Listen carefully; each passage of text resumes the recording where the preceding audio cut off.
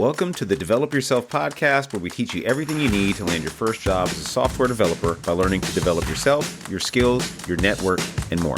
I'm Brian, your host. You got the job. But what happens after that congratulatory post is where the real fun begins in your career as a software developer. Too many times we're online scrolling and we see the person finally got the job, or I'll post about somebody from Parsity or a person I know says, look, somebody got the job. Isn't that great? And we all cheer. And then we just forget about them. But that period after you get hired is obviously the longest stretch of your career as a software developer. It's also the most difficult and stressful. I've just gone through this experience 2 times in the year so far. I hope I don't go through it again. Got laid off, got hired, quit that job because it wasn't a great fit, and just started my first week of work at a new small startup. So this is fresh in my mind. I've also congratulated no less than 5 people this month on getting hired, which is amazing. The market does appear to be correcting itself and just getting back to a more normal state. Some of those people have been Parsity students. One that stands out is a person I met online who is completely self-taught, who now is in his first software developer position. Now, the people that have reached out to me and talked to me about what they're going through now, they're experiencing a lot of what I experienced. Stress. There's a reason why software developers are paid so much. Deadlines, complex code they're writing, trying to figure out how to get it all merged correctly so it doesn't interfere with other code. Think about the issue that happened with CrowdStrike recently that basically took down like 25% of the world, caused massive outages. At the end of the day, there was some dude or some woman writing code, didn't write code that actually did what they thought it would do, and that ended up taking down a lot of the world. It had very real consequences. So the code you write either for a business's website or for an application that people download to their phones, there's real consequences associated with that, right? If you break somebody's website for their business and they can't collect money or they have some sort of promotion going on, that costs money out of their pocket. So the idea that software development is like a chill job or that it's easy in some way to do is completely untrue, especially the more money you get paid. And honestly, the more money you get paid, I've noticed, and what I've heard from other people too that are probably a little neurotic like me, the more pressure you feel. Because if you went from making $50,000 and now you're making $100,000 and you're new and you're thinking, why are these people paying me this much? What if I mess up? Or am I going to get found out? And you start spinning in your head. This adds to the stress. You're already trying to figure out all these things. So what I want to go over is kind of what my way of going through this is. I was a manager, associate director, and now I'm back to senior full stack engineer. That's another story in itself. I just wanted to get back to writing code, but now I'm beginning to realize like, oh yeah, that's this feeling I'm getting again of that first day of work, that first week. You know, am I doing well? Am I not? Oh my God, did they make a mistake? Am I going to get fired? So I want to address these things and tell you what I'm doing to make sure that I'm set up for success in the best way that I can, and how you can steal these same things so you too can be set up for success, because getting the job is hard. Doing the job is much, much harder. And I really hate it when I hear people just quitting before they reach the promised land. Let's say the worst case scenario. Here's one of the worst case scenarios I've heard. I've been applying for a year and I filled out 2,500 applications and no one has hired me. I'm giving up. I'm going back to whatever I was doing. I'm like, okay, that's fair. I understand. That's a year, right? That's a really long time to maintain your focus and dedication and just kind of keep optimistic that you're going to get hired. It can feel like you're just not, and you quit. You go back to your regular life. Okay, cool. What if it took you 2 years? What if it took you 2 full years to get to that job? Would it be worth it at that point? I think you have to do some cost benefit analysis. If you learn the skill of coding, of building software, of working on a team, of doing all the things you need to be employable as a software developer, you have to think eventually somebody will employ me and pay me to write code, right? Like that seems inevitable if you actually are good at what you do and you're able to prove that online and get interviews and then prove it in an interview. So those things are not impossible, right? Those things are very doable to do. Let's say it takes you 2 years to do that. Let's say you're 35, for example. You're not like super young. You're not, fresh out of college. You're 35. At 37, if you start the job then, okay, now how long are you going to be in that job? 10 years? 20 years? More like 25 years. If Social Security continues going the way it's going, there's a chance you'll be working for another quarter century. Basically, your whole life from 12 up to your current age is how long you'll be continuing to work. So was that worth it? Is the amount of money that you'll likely get from making that switch worth it? Or is it worth just sticking to your old job, old life, doing whatever? I think more people should think this long-term benefit of your career, because learning to code and Parsity, what I'm beginning to realize and embrace more, it's not just learning how to build software. It's like career change is what we ultimately are selling.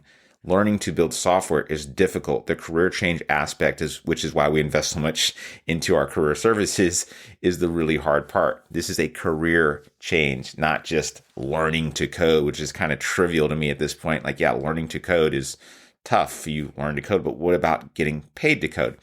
Anyway, let's pretend you know how to code. You're ready to get paid now. Now you have this really long career ahead of you, which I hope would excite you if you are trying to get into software development. I mean, that's the whole reason that I learned to code and wanted to do it, because I thought this is really fun. I like doing this. And of course, the money's not terrible either. So how do you succeed on day one of the rest of your life? When you walk into any typical software development company, I've done this about 7-8 times over the last 10 years.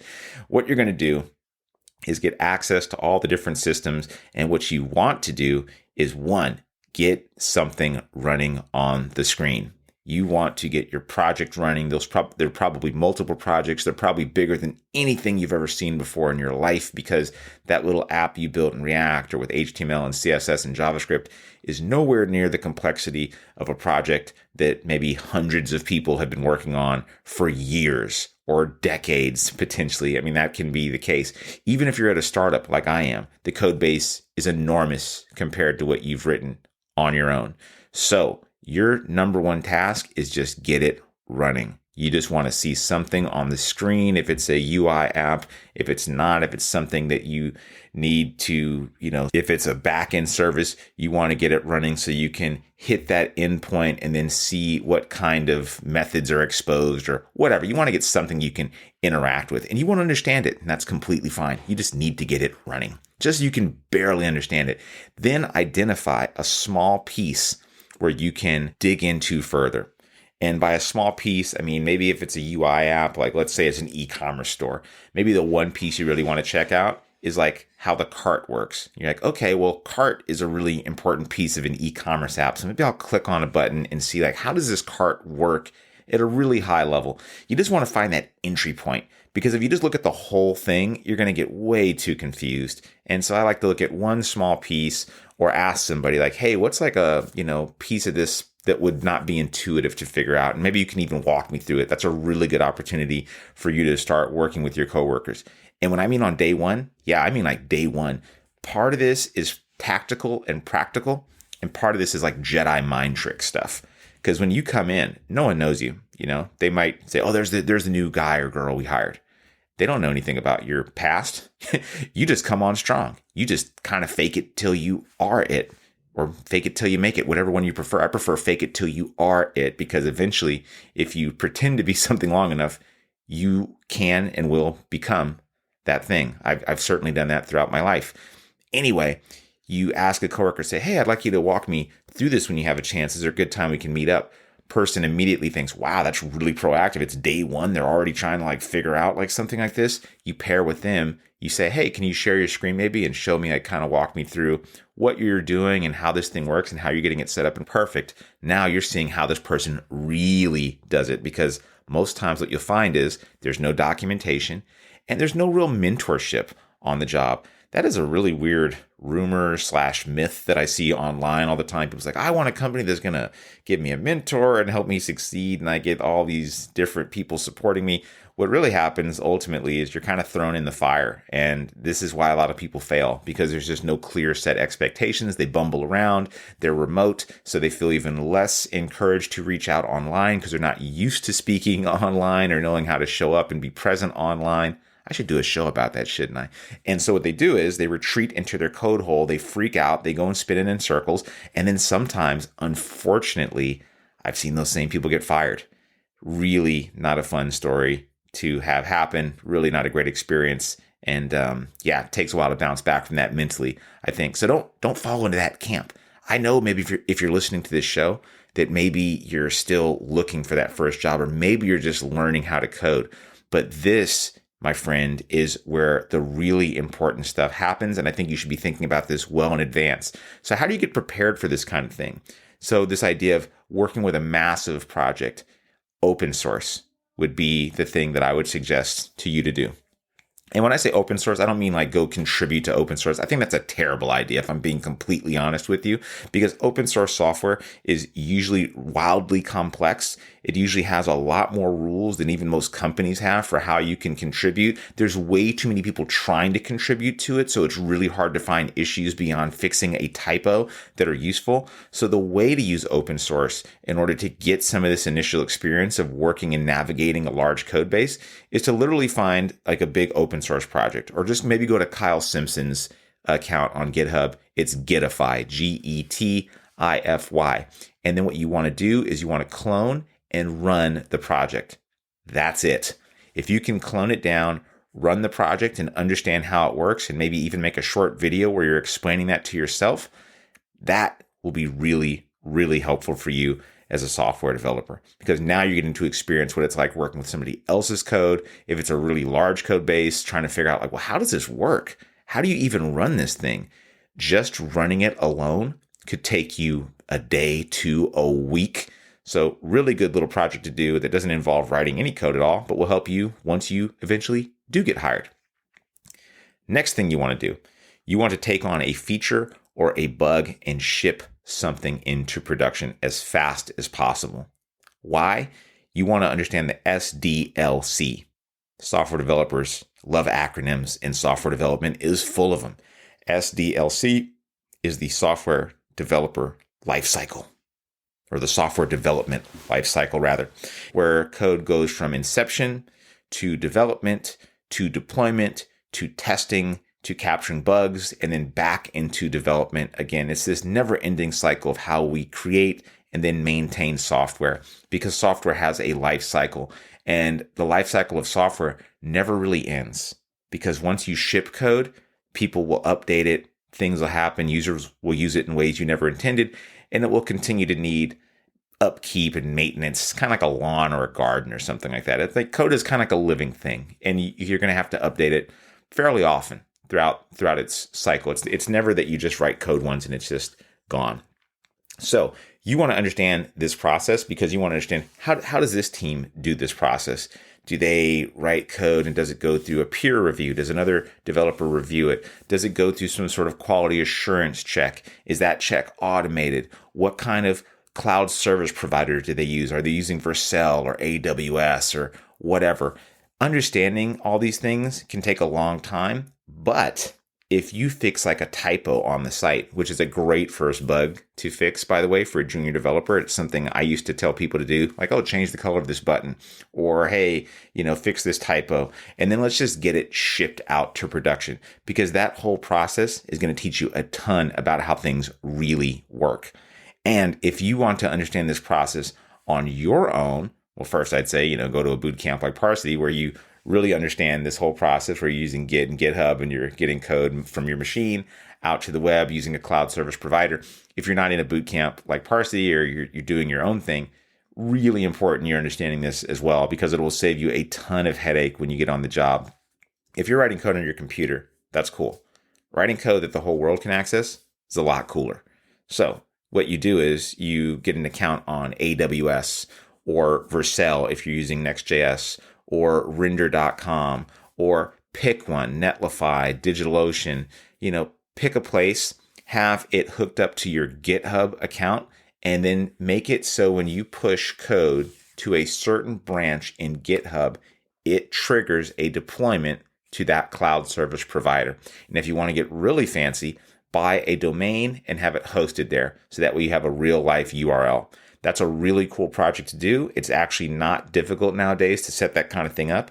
If you use AWS though, it can be more difficult. And fortunately, unfortunately, I don't know, most companies use Amazon Web Services. AWS is the dominant cloud service provider out there. So if you want to upskill in that area, I would just use AWS. It'll teach you a lot. It's something really cool you can put on your resume and talk about when people, ask you to interview, what's something really difficult you did? Well, I had to deploy a project on AWS. And immediately your interviewer is probably like, oof, how was that? And you can tell them all about all the issues you ran into trying to figure it out. So great project to do. And it's going to help you out with not only your story when you're on the interview circuit, but it's going to help you out once you get to the job, most likely, right? One of the last things you need to do is make a 30-day plan, because your manager may not. They might just say, hey, any questions for me? See ya. You'd be shocked how little training there is for managers. I know it because I talk to a lot of you out there and I hear what your managers do or don't say or do say. Jeez, I've heard some horror stories out there. And it sucks when your manager calls you in after 6 months, they haven't talked to you at all, and say, hey, you know what? You're not really meeting expectations. We're going to have to let you go. And you're like, oh no, what? I was shipping all these bugs and, fixing typos here and there. And they said, well, we just expected more. You just didn't cut it, Sorry, no hard feelings, but see you later, see you never. And you're wondering, what the hell was this about? Now, your manager is not some vindictive, terrible person, or maybe they are, I don't know. But what likely happened is they're busy. They have other reports. They might not know much about managing people because they might have been a former engineer themselves. So they don't really know how to provide feedback other than when they're told they have to provide feedback. And they might be silently not so happy with your work. But if you don't actually engage with them, if they're a bad manager, I should say, a good manager would never do any of this stuff. But bad, mediocre, on the other side of mediocre managers totally do this kind of stuff. I've seen it happen too often to just think it's an anomaly. So you should be prepared for that situation. And how do you prepare for that? By saying, here, dude or lady or whoever, circle, here's my 30-day plan. In 30 days, I want to be able to participate in on-call. On-call is the duty of a person, an engineer on the team, to be up and fix critical issues if they arise, no matter what time of day or night it is. This is a very common position, common process that most teams will adopt, and they usually have a person doing it maybe one day or maybe for a full week, and they'll rotate. And you're going to say, I want to follow that person and shadow them in the first 30 days, so that way I can understand how to do it, and then I want to be on a rotation for on-call. Next, I want to shadow one of the engineers and understand some of the more complex parts of the application so I can document them and be immediately useful within the code base. Next thing I want to do, I want to ship a small feature or bug and fix it, and I want to get that out into production. And lastly, I want to understand the software development lifecycle. This should all take place within the first 30 days and includes setting up your laptop and understanding the coding standards and things like that. And you show that to them and say, here's my plan. Does this seem appropriate? Is there anything you think I should add to this plan? And they're going to say, whoa, nuts. Now, this is, again, part tactical, part Jedi mind trick, and part just covering your ass. You know what I mean? Because now you're saying, cool, you've seen this. I've shown it to you in an email, whatever, and they've now verified, yeah, this looks great. I'm really happy you've written this up. Excellent, my friend. Now you come back in a month and you say, here, I've checked off everything on this list. How are we doing? Let's do one for the 60 days and the 90 days and the 6 months. Very, very typical. And it's also, unfortunately, too typical that they'll just say, oh, yeah, how's things going? Oh, great. Any questions for me this week? No? Okay, we'll see you in a couple weeks. And you can do that little dance for months and end up not really moving very far. If you're aggressive and start off strong like that, you're going to make them look at you like, okay, this person's proactive. They're a person that I think is going to do well on this team. Even if you're not shipping the best code, they're like, okay, cool. This person is really they seem like they're very, very disciplined and organized, right? So that's going to help you out in their mind. That first impression is going to give you that halo effect where they're going to be looking at you now under the light of, well, wow, this person really came in strong and doing all this awesome stuff. So when they see you do more things, they're going to think, I bet he's writing really good code too. Well, I bet they're doing really good peer reviews. This kind of halo effect is a common mental exercise that humans do. We tend to attribute other good values to people when we see a good value in them at first. So we see them do something nice, like maybe they're rich or good looking, or maybe we saw them help a baby up, and maybe they're a serial killer in real life, but we saw them do that thing. So we immediately attribute all sorts of other nice attributes to them and say, oh, look at that person. They're so good looking and rich. I bet they're really nice. Or, oh, wow, they picked up that baby on the street. I bet they're like a saint. What a wonderful thing to do. They gave a homeless guy a wooden nickel and you thought it was a real nickel. And you're saying, wow, what an awesome person. I bet they're just a delightful person. You don't know it all. So you can use this to your advantage as a software developer by doing these things, coming on strong, and then getting that halo effect to work in your favor. Now, remember this, most people fail due to unclear expectations, whether in their own personal life or at work as a software developer. And I see too many people failing to even get to the software developer stage of their coding career because they learn to code, they get frustrated, they give up 6 months, and people say, I've done this for 6 months and I'm just done. There's no one's going to hire me. I actually had a person write that to me. I've had multiple people write that to me. And part of me wants to say, yeah, 6 months for a life-changing event and a life-changing amount of money is a really trivial amount of time. Parsity takes 6 months just for the coding portion of it. We spend another 3 to 6 months on your career portion. So does it take longer to get hired than it used to during the pandemic when people used to get hired even before boot camps were ended? Yeah, for sure. Is it worth it? Yeah, for sure. I've rarely met a person. I think I've met maybe 2 people over the 10 years that have regretted going into software after graduating from a boot camp and getting hired. I've just met more people that are like, yeah, this was a life-changing thing. I mean, it's literally a change in your life. Your job is what you do for most of your day, and it's going to affect your money, which affects all sorts of other aspects of your life. So getting this right is really important, and getting this wrong is what too many people do, or just leave it to chance. And some people get lucky and they kind of figure it out. Like I've made all the mistakes you can imagine. And that's why I speak about it on this show so much, because I didn't do this stuff. It took me 3 jobs in to understand, here's how the game is played. I learned from smarter people. I just asked them, hey, what are you doing? I took notes. I was in person in the office and I got to see what good developers were doing, which was really helpful. So I really hope that this show is that way of giving back, and also, of course, promoting my business, which is Parsity. Go check it out. Anyway, I always hope this stuff is helpful. If you have just started your first job and you're like on your first week, month, 6 months, I would love to hear from you and hear what are the things you're struggling with and other things you'd like me to speak about on this episode. Anyway, have a great rest of your day, and thanks for listening. As always, I'll see you around.